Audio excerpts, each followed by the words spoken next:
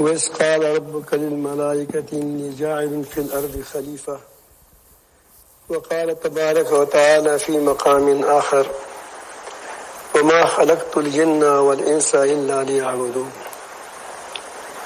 وقال تبارك وتعالى في مقام آخر يا أيها الذين آمنوا ادخلوا في السلم كافة ولا تتبعوا خطوات الشيطان إنه لكم عدو مبين وقال تبارك وتعالى في مقام آخر قد أفلح من تزكى وذكر اسم ربه فصلى بل تؤثرون الحياة الدنيا والآخرة خير وأبقى وقال تبارك وتعالى في مقام آخر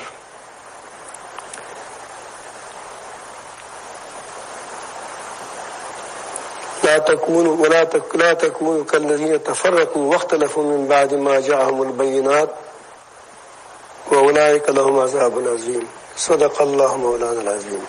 درود شریف پڑھیے. اللہم صل. میرے معزز سامعین، میں نے شیخ الحدیث حضرت مولانا محمد ابراہیم صاحب دامت برکاتہم العالیہ، جن کو اللہ تعالی نے بہت سے اچھی صفات سے نوازا ہے اور اللہ تعالی اسی دین کا کام لے رہا ہے، تو میں نے ان کو خود عرض کیا کہ اگر آپ اپنی خلوے میں تشریف لے جائیں تو ہم آپ کے ساتھیوں کے ساتھ کچھ بات کر سکیں گے، ورنہ آپ کے سامنے زبان کھولنا میرے لیے مشکل ہوگا. اللہ تعالیٰ ان کے علم میں، عمر میں، ارشد میں، ہدایت میں اور ترقی نصیب فرمائے. اللہ تعالیٰ جل جلالہ نے پوری کائنات کو انسان کا غلام بنایا ہے، انسان کی خدمت پہ لگایا ہے، اور پوری کائنات پر جو فرشتے مقرر ہیں، آپ نے بار بار سنا، آپ تو اہل علم ہے، کہ ان کو اللہ تعالی نے حکم دیا کہ اس انسان کو تم سلامی دو، سجدہ کرو. یہ مسجود الملائکہ ہے. اب یہاں سے اندازہ لگائیں کہ انسان کی کس قدر قدر و قیمت ہے، اور اللہ رب العالمین جل جلالہ نے اس انسان کو محض اپنی بندگی کے لیے پیدا فرمایا ہے. وما خلقت الجن والانس الا لیعبدون. میں نے انسان اور جنات کو محض اپنی بندگی کے لیے پیدا فرمایا ہے، اور اس بندگی میں اللہ تعالیٰ کی کوئی دلچسپی نہیں ہے، کوئی اس میں اس کا مفاد نہیں ہے، کوئی اس میں اس کی عزت نہیں ہے کہ میری عزت کر رہے ہیں یہ لوگ، کیونکہ وہ تمام چیزوں سے مستغنی ہے، وہ بالاتر ہے، پوری کائنات اس کی ہے. وہ کن فیکون سے ایسے لوگوں کو پیدا کر سکتے ہیں کہ وہ ہمیشہ اس کی عبادت کرتے ہیں. فرشتے عبادت کے لیے کافی ہے، لیکن انسان کو اللہ تعالی نے عزت دی، اسی لیے فرمایا وَمَن يَشْكُرْ فَإِنَّمَا يَشْكُرُ لِنَفْسِهِ. بندگی کی بنیاد شکر ہے، بندگی کی بنیاد شکر ہے. جس نے شکر کیا اس نے اللہ تعالیٰ کے لیے کچھ نہیں کیا بلکہ اپنے لیے کیا، اس میں اپنا مفاد ہے.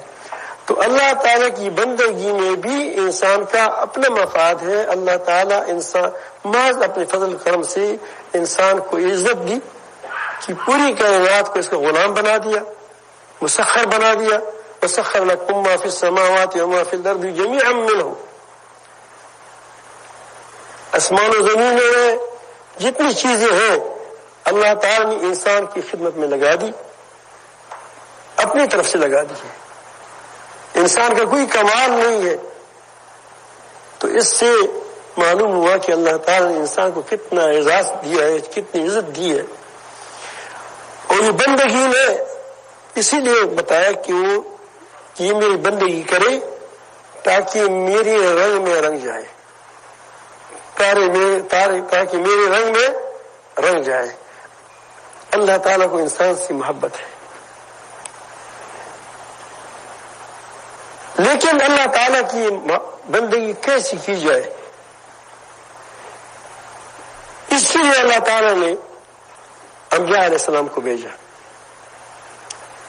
اس کو جس طرح ہر چیز کا ایک دین ہے، شاخ کی مٹی کا اپنا ایک دین ہے، طریقہ ہے۔ آپ دیکھتے ہیں اس طریقے پر وہ چلتی ہیں، شکاری اس کو ڈھونڈتے ہیں، اگر وہ اس طریقوں پر نہ چلے، اس راستوں پر نہ چلے تو شکاری کے لیے ممکن نہیں ہے کہ اس کو معلوم کرے۔ کئی اتفاق آ گیا لیکن اس کے اپنے ایک ترتیب ہے، نظام ہے، اس نظام پر چل کر فائدہ انسان کو پہنچتا ہے۔ اس طرح ہر چیز کا، مرغی ہے تمہارے گھروں کے اندر ہے، وہ انڈے دیتے ہیں، جب اس کا پیٹ خالی ہوتا ہے تو بے چین ہوتی ہے کہ میں کس چیز پر بیٹھ جاؤں، تو پھر اپنے انڈوں پر بیٹھ جاتی ہے۔ یہ کس لیے؟ یہ ہمارے لیے، تاکہ میرے بندوں کی خدمت کرے۔ محبت اپنی ہے انڈوں سے، لیکن فائدہ ہمیں پہنچ رہا ہے۔ پھر اس پر وہ بیٹھتی ہے ایک وقت تک، اس انڈے کو قطعاً وہ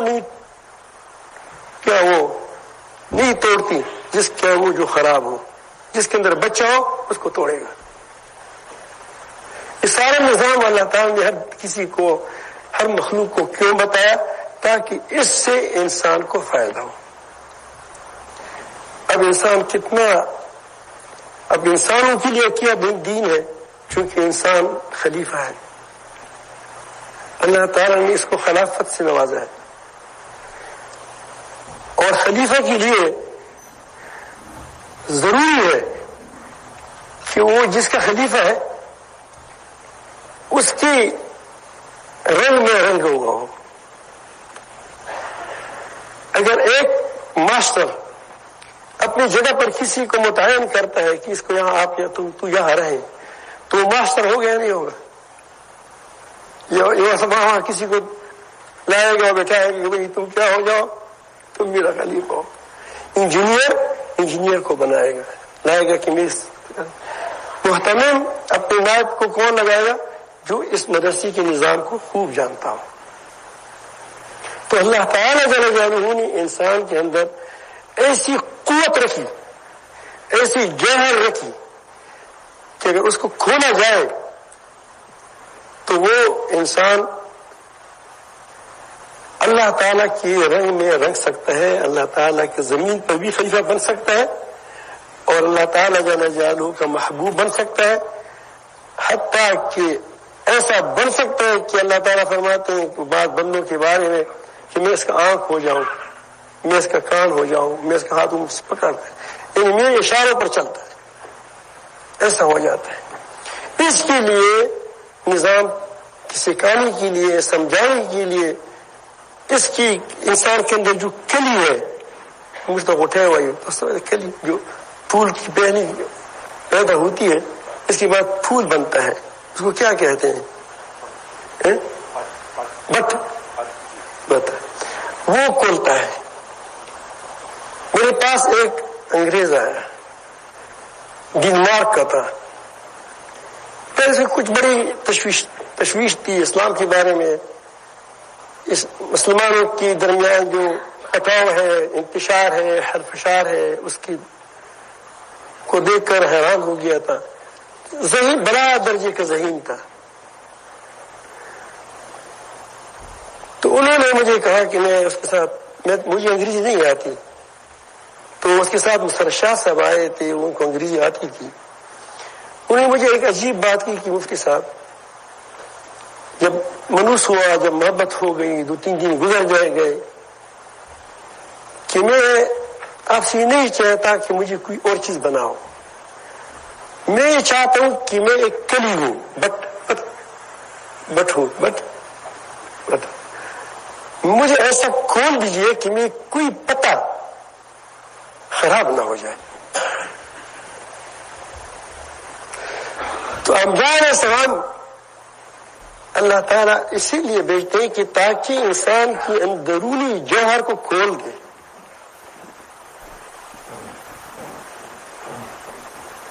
تو اس انبیاء علیہ السلام کو جو دین دیا جاتا ہے اس کا نام دین اسلام ہے.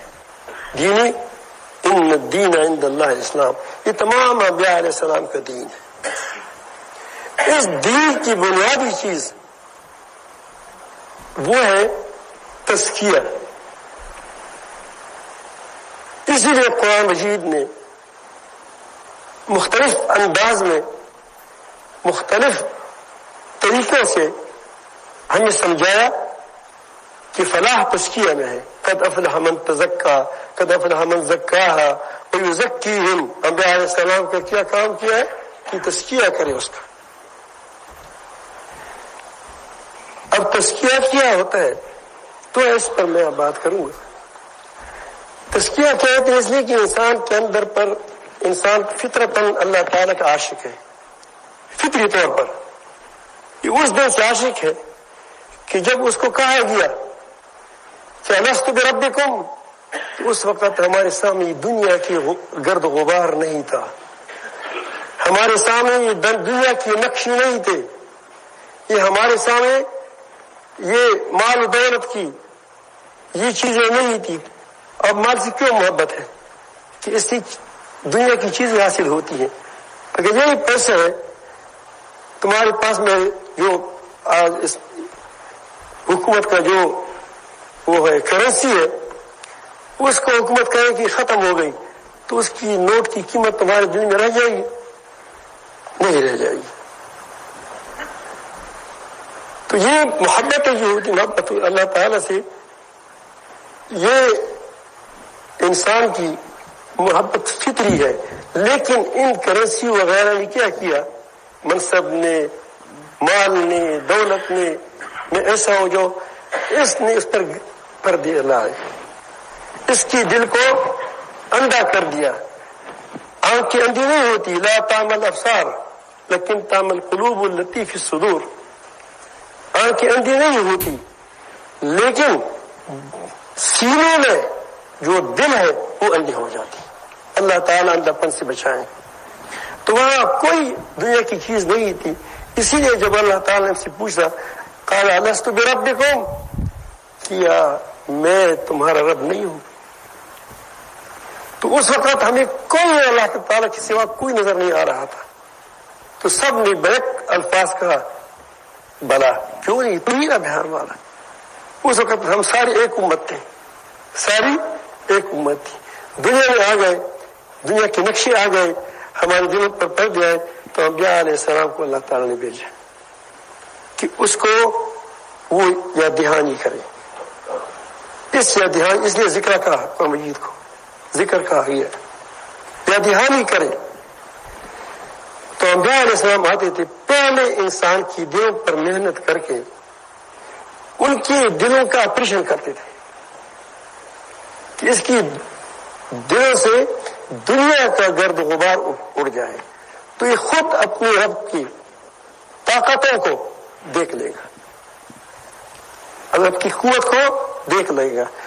اسی کو تزکیہ کہتے ہیں کہ انسان کے دل سے حسد، تکبر، غرور، نفاق، دنیا پرستی، مفاد پرستی اور اپنی جو خود پرستی، یہ سب کچھ نکل جائے. تو جب یہ نکل جاتی ہے تو اس کا دل اسی طرح بینا ہو جاتا ہے جس طرح وہاں اس نے کہا تھا کہ کیا ہے، بلا یا اللہ تو ہی ہمارا رب ہے، کیوں نہیں تو ہی ہے. تو اپنی رب کی قدرتوں کو، اللہ کی ذات کو کوئی نہیں دیکھ سکتا لیکن قدرتوں کو دیکھتا ہے. پھر اس کو ہر چیز کے اندر اللہ تعالیٰ کی قدرت، اللہ تعالیٰ کی طاقت نظر آتی ہے. ایک شاعر کہتا ہے کہ یا رب العالمین، مجھے اشعار زیادہ نہیں آتے، اس کا ترجمہ بتاؤں گا کہ تو ایسا باطن ہے کہ پوری دنیا میں ڈھونڈ کر تم کو ہمیں نظر نہیں آتا، لیکن تم اتنا ایسے ظاہر ہو کہ ہر ذرے میں تجھ کو ہم دیکھتے ہیں. اللہ کی قدرتوں کو، اللہ تعالی طاقت کو. جس پر یہ راز کھل گیا، جس کا تزکیہ ہو گیا، تو اس کے اندر نفاق نہیں رہے گا، اس کے اندر حسد نہیں رہے گا۔ حسد کیوں کیا جاتا ہے کہ فلان یہ مجھ سے مال میں بڑا ہے، روحانیت میں بڑا ہے، کبھی کبھی اس میں بھی ہوتا ہے، پیر وغیرہ بھی کرتے ہیں حسد، علماء بھی کرتے ہیں۔ تو سب کے لیے وہ یہ بات ہے کہ وہ جب اس کی دل حسد سے پاک ہو جائے، جب اس کی سامنے اللہ کی عظمت ہو، بڑائی ہو، تو وہ اپنی عظمت کیا کرے گا؟ جس کا اللہ تعالیٰ پر دو دن چار یقین ہو، وہ مال کی طرف کیوں دیکھے گا کہ میرے رب کے پاس سب خزانے ہیں، عزتوں ذلتوں کا مالک وہی ہے، خیر و شر کا مالک وہی ہے، نفع و نقصان کا مالک وہی ہے۔ تو مجھے ہر اپنی قول کی، اپنی بات کی، اپنی ارادے کی اور اپنے فعل کی ہم نے حساب دینا ہے۔ تو اس پر یہ بات جب سوار ہوگی، وہ اپنی عزت کیا کرے گا؟ وہ کہتے ہیں کہ عزت اللہ تعالیٰ کے ساتھ ہی ہے، وہ دے گا تو مل جائے گی۔ تو اپنے رب کی طرح متوجہ رہے گا، جس طرح چھوٹا بچہ پیاس کے وقت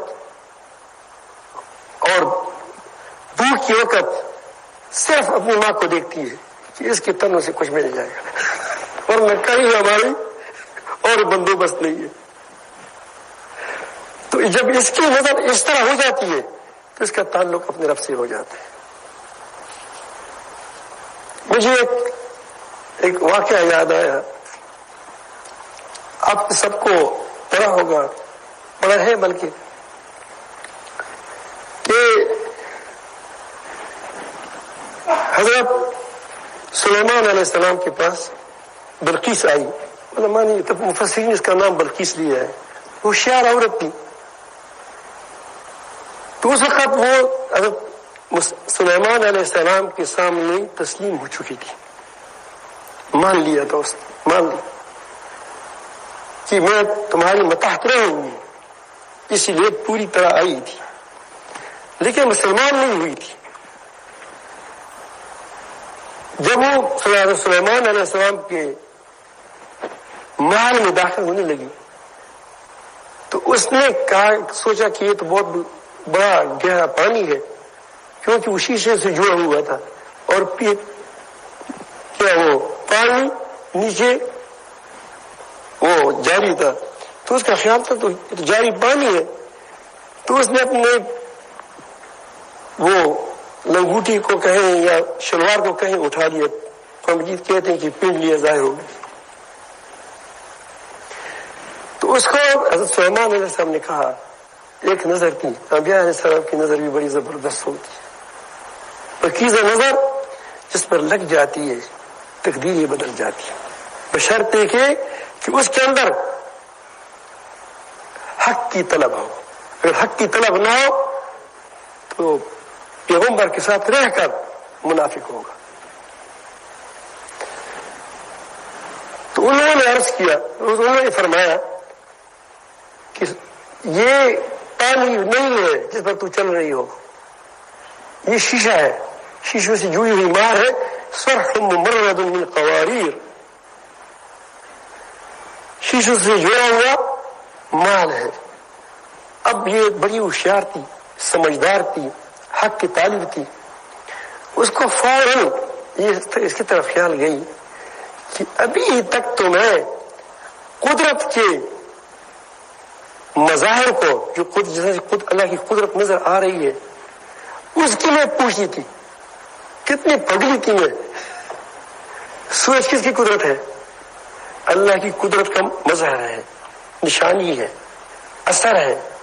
چاند کیا ہے؟ اثر اللہ کی قدرت کی اثر ہے۔ میں تو شمس کو، سورج کو پرستش کرتی تھی کہ یہ خدا ہے، حالانکہ یہ خدا نہیں ہے، تو خدا کی قدرت کی کیا ہے؟ مظہر ہے۔ اس کے بعد اس نے فوراً کہنے لگی، قالت ربی انی ظلمت نفسی، یا اللہ ابھی تک میں قدرت کی مظاہر کو، تیری قدرت کی مظاہر کو تو سمجھنے لگا کہ تو ہے وہ۔ شرک، کسی کا نام شرک ہے، میں نے اپنی نفس پر ظلم کیا، اب میں کیا کرتی ہوں، اسلمت مع سلیمان، اب نے سلیمان نے کیا، وہ اسلمت مع سلیمان، اور میں سلیمان علیہ السلام کے ساتھ کیا ہو گئی، مسلمان ہو گئی. کس کے لیے؟ للہ رب العالمین. تو یہ کیا تھی؟ یہ اس دل کا آپریشن ہو گیا. اس آپریشن کا نام تزکیہ ہے. جب یہ اس آپریشن ہو جاتا ہے تو پھر آدمی اللہ تعالی کے سوا کسی کو یاد نہیں کرتا. اس کی نظریں اپنی رب العالمین پر لگی رہتی ہے. قد افلح من تزکا وذکر اسم ربہ فصلی. پھر اللہ کی یاد میں ڈوب جاتا ہے. اس کی عشق، اس کی محبت ایسی غالب آ جاتی ہے کہ جس طرح آدمی پر دنیا کی محبت غالب ہو تو لٹھین میں بیٹھا ہوتا ہے پھر بھی کس کو سوچتا ہے کہ فلان کام ایسا کروں یا فلان کام ایسا کروں.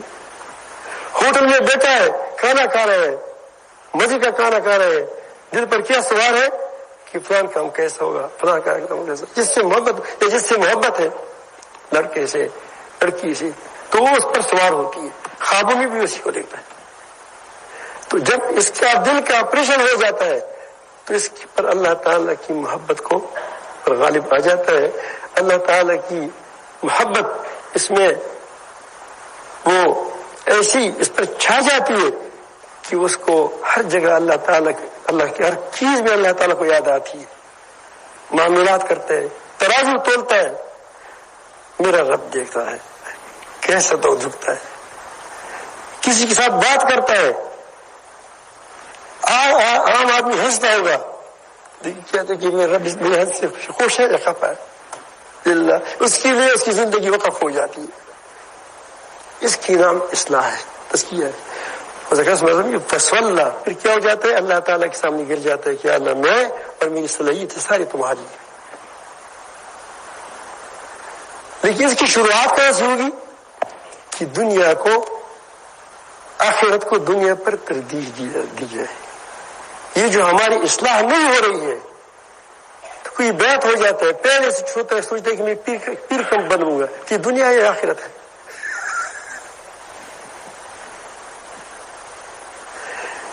ہم دنیا کی کام کر رہے ہیں، صدقات کر رہے ہیں، رفاہی کام کر رہے ہیں. ہم کہتے ہیں لوگ دیکھ رہے ہیں یا نہیں دیکھ رہے ہیں. تو یہ خدا اللہ کے لیے ہے یا مخلوق کے لیے ہے؟ اس لیے نتائج برآمد نہیں ہوتے. یہ کہتے ہیں کہ یہ آدمی بالکل دنیا پر آخرت کو ترجیح دی، لیکن تم کیا کرتے ہو؟ بل تؤثرون الحیات الدنیا. تم آخرت کو، دنیا کو آخرت پر ترجیح دیتے ہو. ہمارے استاد محترم شیخ الحدیث حضرت مولانا حسن جان شہید رحمۃ اللہ علیہ کا نام آپ نے سنا ہوگا. وہ ایک مثال سے ہمیں سمجھاتے تھے. فرماتے تھے کہ ایک آدمی کے پاس ایک آدمی کا بچہ ہے، اس کو بہت اس کی پیار ہے، بہت پیار ہے، لاڈلا بچہ ہے، اکلوتا بچہ ہے، بیٹا ہے. اور وہ اس کے گھر کے اندر اس کا ایک مرغا ہے. ہمارے یہاں مرغے بھی لڑاتے ہیں، مرغے لڑاتے ہیں. کلنگا چرگ آئے لڑنے والا چرگ مرغا ہوتا ہے. اس کے ساتھ بڑی محبت ہے، پیار ہے. اب دونوں ایک ساتھ ہی کنویں میں گر گئے. اگر اب بچہ نکالتا ہے تو مرغا مر جاتا ہے، اگر مرغا نکالتا ہے تو بچہ مر جاتا ہے. تو کس کو ترجیح دے گا؟ وہ کہتے ہیں مرغے کو تباہ ہو جائے لیکن میرا بچہ، یہ اس سے محبت ہے اس کی، لیکن بیٹے کے مقابلے میں کیا ہو گیا؟ اس کو اس نے ترجیح دی. کس کو دی؟ بیٹے کو ترجیح دی. اس کو ترجیح کہتے ہیں. دنیا کے انسان کے ساتھ محبت ہوتی ہے لیکن ترجیح کس کے ہو؟ آخرت کو. پھر دیکھو آپ کی اصلاح کی لین شروع ہو جائے گی. جب یہ شروع ہو جاتی ہے یہاں سے آدمی کو اپنے رب کو پہچان لیتا ہے. اب دیکھ لیا وہی رب کو پہچان کس نے کرایا؟ ہم دین اسلام سے کرایا. اب قرآن مجید کو دیکھو. اللہ تعالیٰ فرماتے ہیں قرآن مجید میں صحابہ کرام کے بارے میں فرماتے ہیں صبغۃ اللہ، کہ ہم نے اللہ کا رنگ اختیار کیا ہے، ہم اللہ کے رنگ میں رنگے ہو چکے ہیں۔ ومن احسن من اللہ صبغہ، اللہ تعالیٰ کی وہ کس کا رنگ بہتر ہے؟ اللہ کا رنگ کیا ہے؟ یہ صفات ہے، ایمانی صفات ہے، توحید ہے،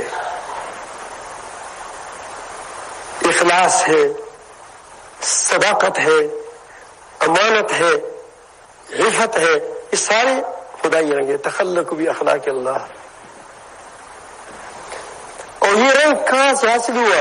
وَنَحْنُ لَهُ عَابِدُونَ، یہ نہیں فرمایا آپ علماء ہیں کہ وَنَحْنُ عَابِدُونَ لَهُ، ایسا نہیں فرمایا، وَنَحْنُ لَهُ عَابِدُونَ، ہم صرف محض اپنے رب کی بندگی کرتے تھے۔ اس سے کیا ہوا؟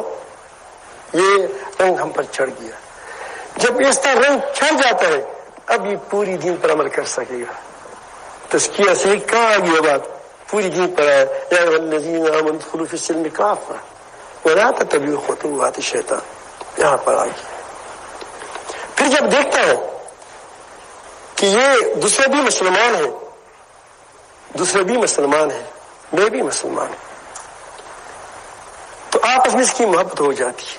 پہلے اللہ سے محبت ہو جاتی ہے، کیونکہ جب انسان کے اندر اللہ تعالیٰ کی صفت کی تجلی اس پر ہوتی ہے تو اللہ تعالیٰ کی ساتھ شدید محبت ہوتی ہے۔ محبتیں یہ اوصاف کی تابع ہیں۔ یہ مجھے ایک واقعہ یاد آیا، جب یونس ایک پاؤں سے لگ رہا تھا، گڑ گڑ جا رہا تھا، لنگڑا تو جانتے ہیں، لنگڑا جس کا ایک پاؤں، تو اس کے ساتھ ایک دیوانہ مل گیا اور دیوان نے اس کے ساتھ بڑی محبت کی، گلے لگا لیے۔ جب یہ آیا، یہ تو بڑا حکیم تھا، طبیب تھا، اس نے کہا کہ مجھے فلان دوائی دے دو۔ شاگرد نے کہا کہ تو دیوانوں کی دوائی ہے۔ اس نے کہا کہ مجھے اپنے اوپر شک ہے کہ میں کہیں دیوانہ نہ بن گیا ہوں۔ اس نے کہا کہ ٹھیک ٹھاک آدمی ہے، دیوانہ کیسے ہے؟ اس نے کہا کہ میرے ساتھ دیوانے نے محبت کی ہے تو مجھے شک پڑتا ہے کہ میرے اندر کوئی دیوانگی موجود ہے، آثار آ چکے ہیں، اسی لیے میرے ساتھ کس نے محبت کی؟ اس دیوانے نے محبت کی۔ تو اس کی شاگرد دوڑے تو آگے کہا کہ استاد جی خیر خیریت ہے، کوئی فکر کی بات نہیں۔ کہ کیا ہوا؟ اس نے کہا کہ آپ بھی لگ رہے ہیں، وہ بھی لگ رہا ہے، اس لگاہٹ میں تو طے کیا، آپس میں محبت ہو گئی۔ آپ دیکھیے پوری مجلس میں ایک چرسی ہوتا ہے اور دوسرے بھی چرسی ہوتے ہیں، جب بھی آنکھیں ملاتے ہیں تو فوراً آپس میں کیا ہو جاتے ہیں؟ جدا ہو جاتے ہیں۔ جب آپ کے اندر مہربانی آئے گی تو مہربان تم پر مہربان ہو جائے گا، تمہارے ساتھ محبت ہو جائے گی۔ تمہارے اندر سچائی آ جائے گی تو سچی کے تمہارے ساتھ سچائی کے ساتھ تمہارے ساتھ محبت ہو جائے گی۔ اس طرح جب دوسرے لوگ اس طرح مسلمان ہو جاتے ہیں تو ایک مسلمان دوسرے کے ساتھ کیا ہو جائے گا؟ ایک جسم ہو جائے گا۔ اس لیے بھی کہ فرمایا کہ انسان مسلمان ایک جسم کی طرح ہے۔ اگر آنکھیں درد کرتے ہیں تو پورے وجود کو نیند نہیں آتی، نہ ہاتھ کو نیند آتی ہے، آنکھوں کو نیند آتی ہے، درد ہاتھ کرتے ہیں، نیند آنکھوں کو نہیں آتی، کیونکہ ایک وجود ہے۔ اس طرح ایک ہوتے ہیں، کام مختلف ہوتے ہیں، آنکھ کے کام مختلف ہے، زبان کا کام مختلف ہے، پاؤں کا کام مختلف ہے، دماغ کا کام مختلف ہے، لیکن سارے کے سارے کیا ہو جائیں گے؟ یہ ایک ہے، چونکہ تو ایک دوسرے کے لیے پریشان ہوتے ہیں اور ایک دوسرے کے لیے دست و بازو بن جاتے ہیں۔ اسی وجہ سے تزکیہ سے بات ہم نے جو لیا، تو جب اس میں فرق آتا ہے تو پہلی بات یہ ہوتی ہے کہ آپس میں امت کے اندر انتشار پیدا ہوتا ہے۔ فخلف من بعدهم خلف اضاعوا الصلاة واتبعوا الشهوات، پھر ان کی بات اس کی ایسے بیکار، خراب نہ خلف جنشین پیدا ہو گئے جنہوں نے نماز کو ضائع کیا. نماز آج بھی ان کے گنج میں پڑھی جاتی ہے، ان کی عبادت گاہ میں پڑھی جاتی ہے، لیکن اس کی نماز کے اندر خشوع نہیں تھا. اس کا جو خشوع تھا وہ رخصت ہو گیا، جو روح تھا تزکیہ تھا وہ ختم ہو گیا. تو پھر کیا ہوا؟ پھر افتومنون عبادت کتاب تکفرون، پھر جس کو جو ہاتھ آیا وہ اس نے کہا کہ بس یہ دین ہے، باقی کیا ہے؟ دین نہیں. تو اختلاف میں انتشار کے پیدا ہو گئے. تو قرآن مجید نے ہمیں ان کی تاریخ کو دوہرا کر کے فرمایا کہ وَلَا تَكُونُوا كَالَّذِينَ تَفَرَّقُوا، تم ان کی طرف نہ بن جاؤ جنہوں نے جو ٹکڑے ٹکڑے ہو گئے، اختلاف کر دیا. وَاخْتَلَفُوا مِن بَعْدِ مَا جَاءَهُمُ الْبَيِّنَاتُ، جب ان کے پاس کلی احکام آئے تھے، واضح احکام. احکام دو قسم کے ہیں، اللہ تعالیٰ کے احکامات دو قسم کے ہیں. ایک قسم ہے جو اصولی احکامات ہے، اس کو بینات کہتے ہیں. نماز فرض ہے، اس میں کسی کو فرضیت میں اگر کوئی کہے کہ فرض نہیں ہے یا نماز کوئی اور کس کا نام ہے تو ہمارے ساتھ اس کے ساتھ اصولی اختلاف ہے. اگر کوئی کہے کہ رمضان مبارک کہ روزے فرض نہیں ہے، اس سے کیا ہے؟ اصولی اختلاف ہوگا. کوئی کہہ رہے ہیں کہ حج فرض نہیں ہے، اصولی اختلاف ہوگا. لیکن اگر کہیں کہ ہاتھ کہاں تک اٹھانے ہیں تو پھر اصولی اختلاف رہے گا. یہ اصولی اختلاف ہوگی. یہ اختلاف یہ امت کے لیے رحمت ہوتی ہے، بشرطے کہ اس میں ایک دوسرے کی رائے کو برداشت کرنے کی ہمت پیدا ہو جائے، پھر اس میں رحمت ہے. میں آپ کو ایک مثال دے دوں. میں حج میں گیا تھا تو وہاں ہر کسی نے اپنی بیوی کو اپنے ہاتھ سے پکڑا تھا، کیونکہ اگر بیوی چھوڑتی ہے تو بیوی گم ہو جاتی ہے. تو اس وقت مجھے امام شافعی رحمۃ اللہ کا مذہب یاد آیا کہ وہ تو کہتے ہیں کہ نماز کے لیے کیا ہے؟ طواف کے لیے وضو شرط ہے. تو آپ اشراف یہ طواف کیسے کریں گے؟ اگر بیوی کو ہاتھ سے پکڑیں گے تو طواف نہیں ہوگا، اگر بیوی کو چھوڑ دیں گے تو بیوی گم ہو جائے گی. اس بات کو مجھے تشویش میں ڈال دیا. تو میں آیا اور وہاں سے مدینہ منورہ جب آیا تو اس وقت لوگ جب 10-12 دن گزر جاتے تھے حج کے تو ہر شریف خالی ہو جاتا تھا تقریباً. تو میں قدمین شریفین کے ساتھ بیٹھا تھا. ایک زبردست حسین نوجوان آ گیا، عالم سفید ریش. اس نے دیکھا وہ کیا اس کی محبت ہو گئی، بیٹھ گیا. اس نے کہا کہ آپ کہاں سے آئے ہو؟ میں پاکستان سے آیا ہوں. اس نے کہا کہ میں ترک سے آیا ہوں. کیا نام وہ نام میں بھول گیا علاقے کا، ترک جہاں ترک رہتے ہیں. نہ ترکی سے آیا ہوں. بڑے خوش ہو گئے. تو کہتے کہ میں شافعی ہوں. اب میرا اللہ پاک مجھے جواب دے رہا تھا کہ دنیا ساری عبرت کی جائے تماشا نہیں ہے. یہ تمہاری سبق دیتی ہے آپ کو.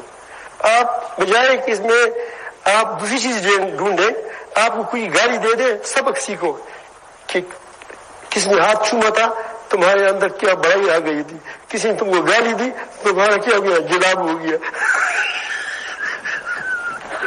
یہ دنیا عبرت کی جا ہے تماشا نہیں ہے. تو میں نے اسے کیا کہ تم کو فوراً میں نے کہا کہ تم جب تمہارے پاس بیوی ہوتی ہے تم کس طرح طواف کرتے ہو؟ اب وہ بھی سمجھ گیا، بہت سمجھدار آدمی تھا. تو انہوں نے مجھے فرمایا کہ جب ہم وہاں سے آتے ہیں تو ہم نیت کرتے ہیں کہ ہم وضو کے معاملے میں امام حنیفہ رحمۃ اللہ کے مذہب پر ہوں گے. تو میں نے کہا کہ آپ تو تم آسانیاں ڈھونڈتے ہو. تو انہوں نے عجیب جواب دیا. اس نے کہا کہ ہمارے نزدیک خون کے نکلنے پر وضو نہیں ٹوٹ جاتا. خون نکل جائے وضو نہیں ٹوٹ جاتا، لیکن جب ہم حج میں آ جاتے ہیں تو جب خون نکل جاتے ہیں تو ہماری وضو ٹوٹ جاتی ہے. اب یہ رحمت ہے رحمت نہیں ہے، اختلاف آسانی ہے آسان نہیں ہے. جہاں اللہ تعالیٰ جل جلالہ یہ جو گنجائش رکھی ہے یہ کہیں پانی نہیں ہوگا.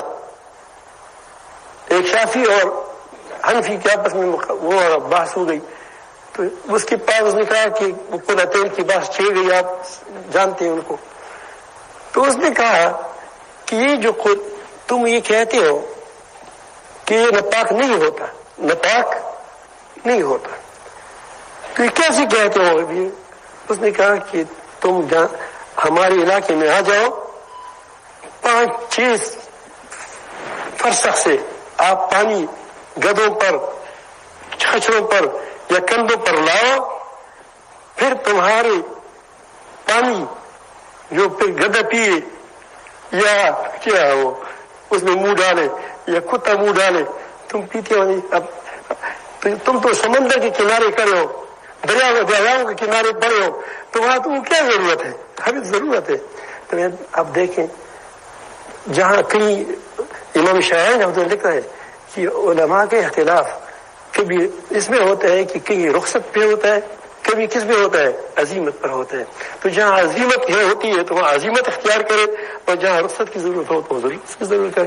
تو اتفاق یہ امت میں اختلاف و انتشار یہ ختم ہوگا نہیں ہوگا کہ اگر ہم ہمارے اندر وسعت پیدا ہو جائے تو آپس میں اختلاف ہوگا.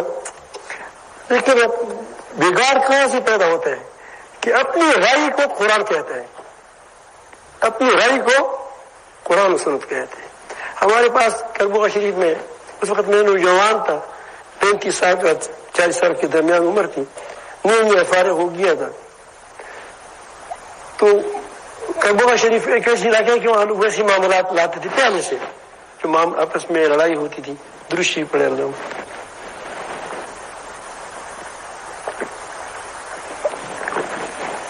تو 2 گروپ تھے اور دونوں تقریباً دیوبندی تھے.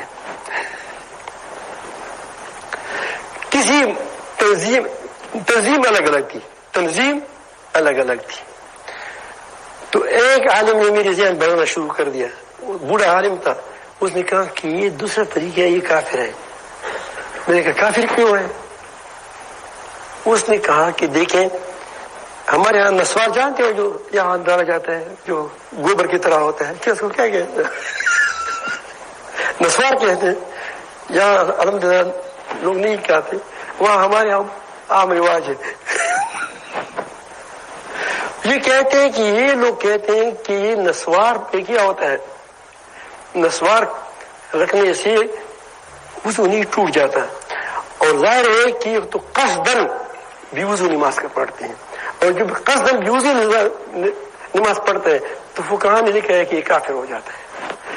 تو صغرا کبرا بنا کر کیا بنا جا اچھے بنے مسلمان کو کافر بنا دیے. اب میرا ذہن بنا رہا تھا کہ یہ دیکھو اس طرح کرتے.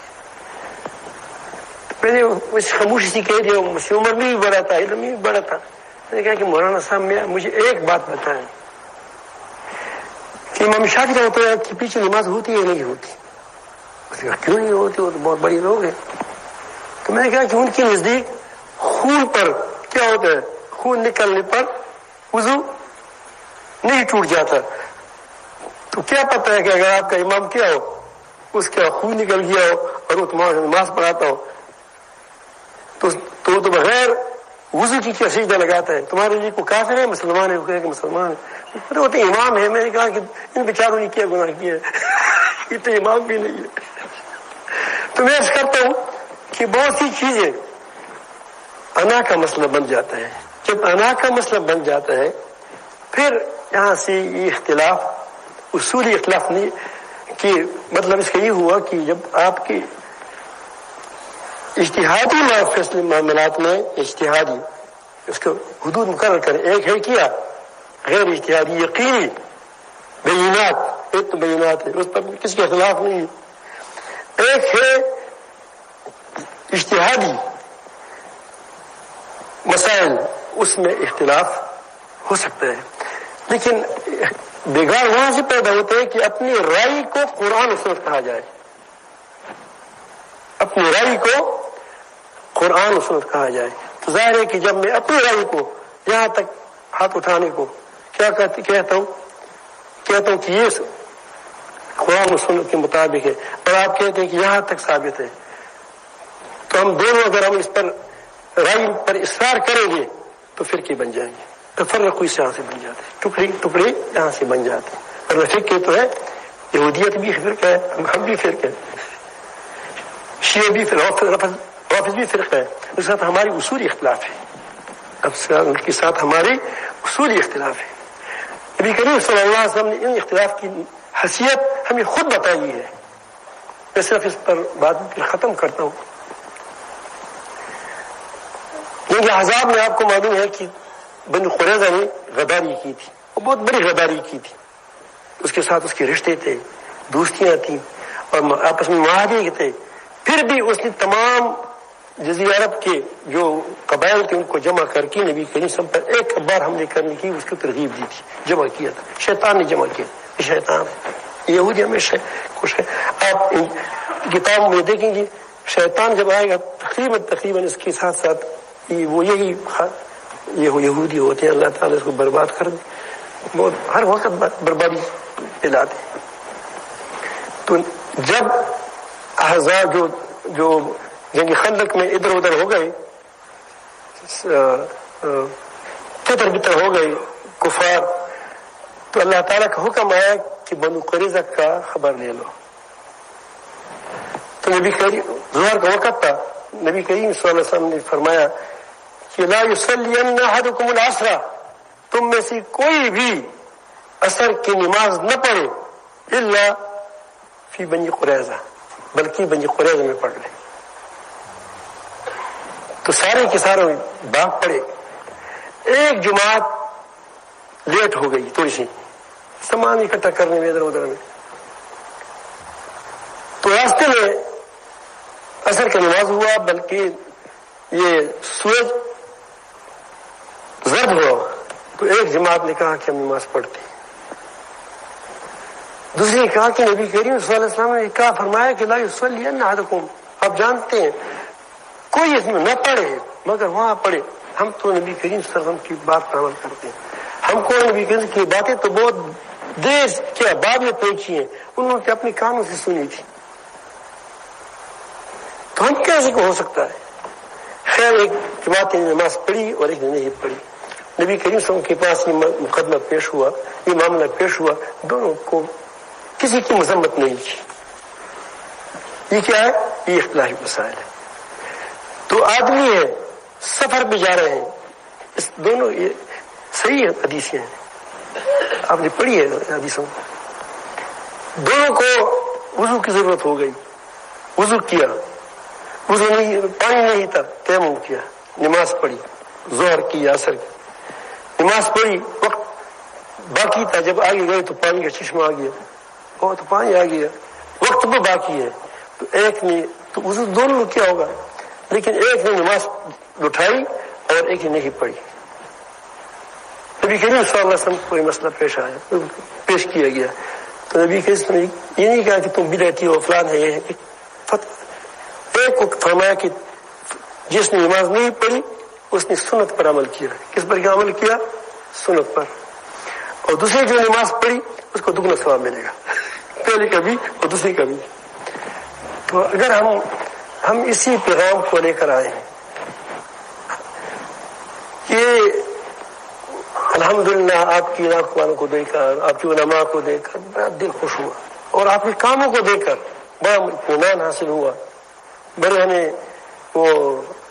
ہم نے بڑا سبق لیا اسے کہ تم نے کیسی مشقت میں یہاں تم کام کر رہے ہو۔ لیکن اس میں مزید بہتری کے لیے ہم نے ایک ترتیب وہاں کربوہ شریف میں شروع کی ہے، اور یہ پہلے سے بہت عرصہ ہوا الحمدللہ، اب تو یہاں سے لوگ آئے، وقت بھی لگایا لوگوں نے، ساتھیوں نے۔ تو اس میں ہم ان 3 باتوں کو پیش نظر رکھتے ہیں۔ پہلی بات کہ اپنی اصلاح آخر دم تک کریں، اس سے غافل نہ ہو۔ آپ نے دیکھا ہے کہ جب آدمی کبھی پیر بن جاتا ہے، اقبال کہتے ہیں کہ مرید سادہ رو رو کے ہو گیا طیب، اللہ کرے پیر کو ہو توفیق۔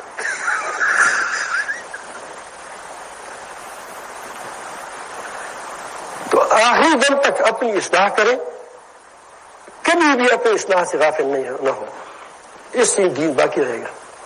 اب الفتیں باقی رہے گی، محبتیں باقی رہے گی. دوسری بات، کوشش کریں کہ دوسروں کی اصلاح کریں، بجائے خرابی پیدا کرنے کے لیے تان و تشنیع سے اس کی اصلاح کرنے کی کوشش کریں.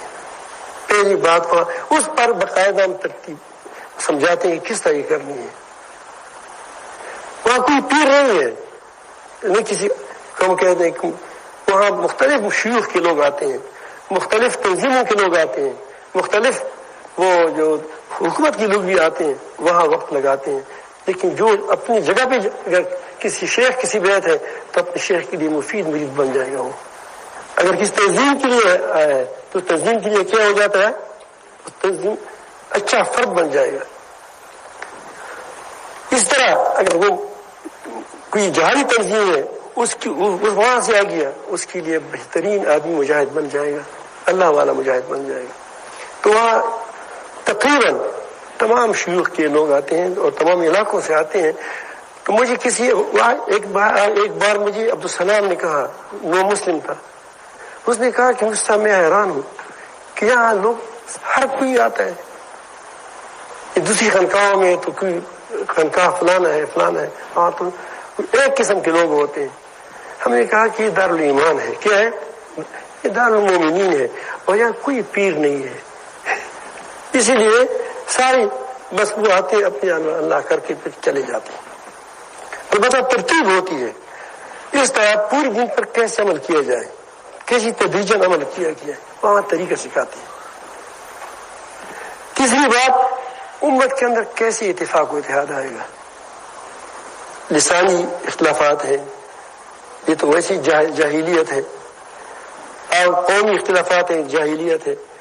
لیکن ہمارے اندر دینی اختلافات ہیں. پھر شعبوں کا اختلاف ہے. کوئی کہتے ہیں کہ میں جو کام کرتا ہوں اس سے کوئی اعلیٰ کام نہیں ہے، دوسرے کہتے ہیں میں جو کرتا ہوں تمہارا کام بیکار ہے.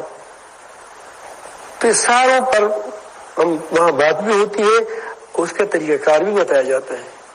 تو یہ تین کام وہاں ہوتے ہیں کہ اس کو پوری ترتیب سے کیا جاتا ہے.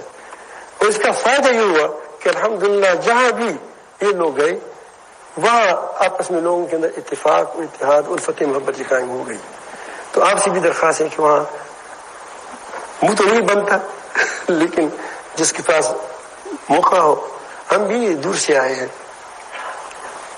تو کچھ ایک ہمت آپ بھی کریں، جس کو موقع ملے، فرصت ملے، وہاں کچھ وقت لگائیں. اور وہاں ایسا نہیں ہے کہ آج انہیں خاص وقت ہو کہ فلاں وقت پر آ جاؤ تو ہوں گے، تو فلاں وقت ہو پھر نہیں ہوں گے. نہیں، ایسا نہیں ہوگا. اب بھی اسی طرح کام شروع ہے، وہاں چلتا رہتا ہے، پورا سال بھر چلتا رہتا ہے، کبھی بند نہیں ہوتا. الحمدللہ کورونا کے موسم میں پوری دنیا بند تھی. آپ کو پتا تھا کربو کا شریف میں جو لوگ تھے رمضان مبارک میں آخری دنوں میں 1,40,000 تک پہنچے تھے. اور حکومت والوں نے کہا کہ وہ آئے ہیں، ہم بھی آئے دعا کے لیے، ہم کہا آ جائیں لیکن ماسک نہ پہنے اور کیا وردی نہ پہنے. ہمیں ڈراؤ مت. ڈاکٹر صاحب بھی آئے تھے، یہاں بھی لوگ موجود ہیں کہ وہ وہاں آتے ہیں. تو یہ میں عرض کرتا ہوں کہ اللہ تعالیٰ کی مدد ہوتی ہے، اللہ تعالیٰ پردہ پوشی کرے گا، اللہ تعالیٰ آپ کی ساتھ ہو جائے گا. تو اس کے لیے وہاں ہر قسم کے وقت، یعنی کورونا کے موسم میں بند نہیں تھا. جب پوری دنیا بند تھی، اعتکافی بند تھی، مساجد بند تھے، الحمدللہ ایک لمحے کے لیے بھی بند نہیں ہوا. تو اس لیے جب بھی آپ چاہیں، جب آپ کو فرصت ملے، جب آپ کو تو وہ وقت کی گنجائش ہو تو آپ وہاں آ سکتے ہیں.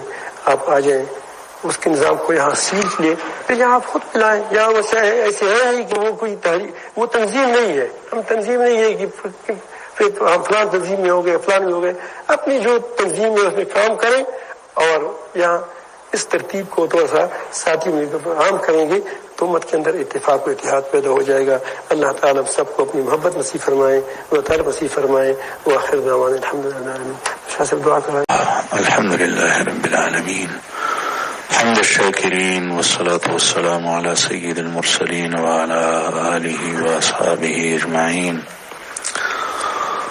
اللهم لك الحمد أنت قيم السماوات والأرض ومن فيهن، ولك الحمد أنت نور السماوات والأرض ومن فيهن، ولك الحمد أنت ملك السماوات والأرض ومن فيهن، ولك الحمد أنت الحق ووعدك حق ولقاؤك حق وقولك حق والجنة حق والنار حق والنبيون حق ومحمد رسول الله صلى الله عليه وسلم حق والساعة حق. اللهم لك الحمد حمدا دائما مع دوامك، ولك الحمد حمدا خالدا مع خلودك، ولك الحمد حمدا لا منتهى له دون مشيتك، ولك الحمد حمدا دائما لا يريد قائله إلا رضاك، ولك الحمد حمدا عند كل طرفة عين وتنفس كل نفس. اللهم صل على سيدنا محمد كل ما ذكره الذاكرون، وصل على سيدنا محمد كل ما غفل عن ذكره الغافلون. اللهم صل على محمد وعلى آل محمد كما صليت على إبراهيم وعلى آل إبراهيم إنك حميد مجيد. اللهم بارك على محمد وعلى آل محمد كما باركت على إبراهيم وعلى آل إبراهيم إنك حميد مجيد. يا حي يا قيوم برحمتك نستغيث، يا حي يا قيوم برحمتك نستغيث، يا حي يا قيوم برحمتك نستغيث. لا إله إلا أنت سبحانك إني كنت من الظالمين. ربنا ظلمنا أنفسنا وإن لم تغفر لنا وترحمنا لنكونن من الخاسرين. ربنا فاغفر لنا ذنوبنا وكفر عنا سيئاتنا وتوفنا مع الأبرار. ربنا اغفر لنا ولإخواننا الذين سبقونا بالإيمان ولا تجعل في قلوبنا غلا للذين آمنوا ربنا إنك رؤوف رحيم. اللهم اهدنا فيمن هديت، وعافنا فيمن عافيت، وتولنا فيمن توليت، وبارك لنا فيما أعطيت، وقنا شر ما قضيت، فإنك تقضي ولا يقضى عليك، إنه لا يذل من واليت ولا يعز من عاديت، تباركت ربنا وتعاليت. نستغفرك ونتوب إليك. اللهم انصر الإسلام والمسلمين، اللهم انصر المجاهدين في سبيلك في كل مكان خصوصا في أرض فلسطين. ربنا آتنا في الدنيا حسنة وفي الآخرة حسنة وقنا عذاب النار.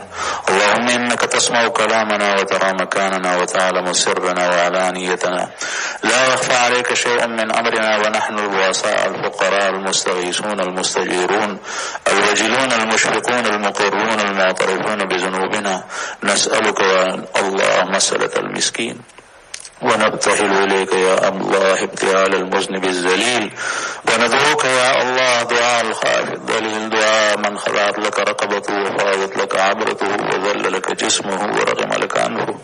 اللهم لا تجعلنا بدعائك أشقياء، اللهم لا تجعلنا بدعائك أشقياء، اللهم لا تجعلنا بدعائك أشقياء، وكلنا رؤوف رحيما. يا خير المسؤولين ويا خير الموتين، يا خير المسؤولين ولا يا خير الموتين. ربنا تقبل توبتنا واغسل حوبتنا وأجب دعوتنا وثبت حجتنا وسدد ألسنتنا واهد قلوبنا واسلم سخيمة صدورنا. اللهم أصلح لنا شأننا كلها وأجرنا من خزي الدنيا وعذاب الآخرة. یا اللہ ہمارے گناہوں کو معاف فرما، مولا کریم ہمارے گناہوں کو معاف فرما، ہمارے چھوٹے اور بڑے خفیہ اور علانیہ کیے ہوئے تمام گناہوں کو معاف فرما۔ یا اللہ اس بیٹے ہوئے مجمع کے پورے مجمع کو معاف فرما۔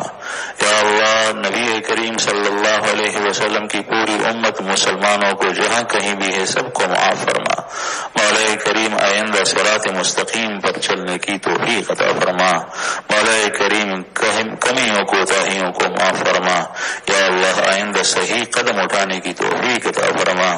مولا کریم ہمیں یا اللہ ہم سے جو قصور و کوتاہیاں اپنی زندگی میں ہوئی ہے اس کو معاف فرما۔ اللہم انکا عفو کریم تحب العفو فاعف عنا، اللہم انکا عفو کریم تحب العفو فاعف عنا۔ مولا کریم ہمیں دین کی صحیح سمجھ عطا فرما۔ یا اللہ دین کی صحیح سمجھ عطا فرما اور پورے دین پر چلنا نصیب فرما۔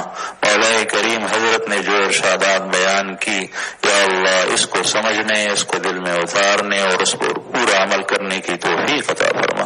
مولا کریم اس پر پورا عمل کرنے کی توفیق عطا فرما۔ یا اللہ حضرت کا آنا یہاں پر مبارک فرما۔ یا اللہ یہاں کے مسلمانوں کے لیے خیر کا باعث بنا۔ رب کریم اس مجمع کے اندر جتنے علماء کرام بیٹھے ہوئے ہیں ان کے علم میں، تقوی میں، للہیت میں، اخلاص و خشوع میں برکت عطا فرما۔ مولا کریم برکت عطا فرما، ایک ایک کی حفاظت فرما، اپنی اپنی جگہوں سے سب سے خیر پھیلا، آپس میں دین کے کاموں میں یا اللہ اتحاد و اتفاق فرما۔